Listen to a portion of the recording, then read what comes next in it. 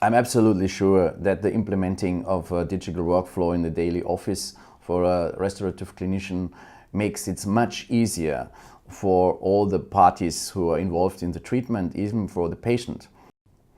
Yeah, the shift to the implant digital workflow, you have a lot of benefits. It's not only the time, it's also the safety for the patient, because in the beginning, if you have a new technology, yeah, the investments are sometimes very high, but if it's getting more and more standard, we learn from other examples that IT and software-based technology will reduce the prices.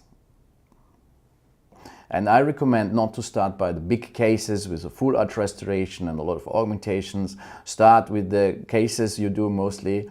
80% of all implants are placed in a single tooth restoration, in a single tooth gap instead of a city unit bridge. And I think in these cases, in this indication, the digital workflow nowadays gives you a big advantage in the daily office.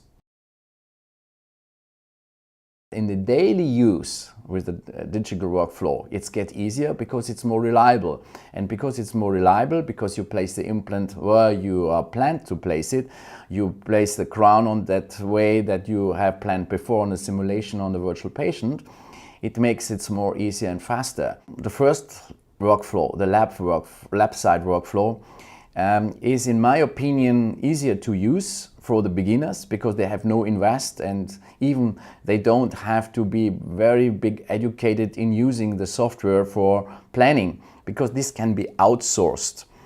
And with this outsourcing model, helping with the company, you have only to approve the planning and the treatment, and then you can have everything pre-delivered. That means you get the template for guided surgery, you get the customized abutment, and you get the temporary restoration at the time where you place the implant.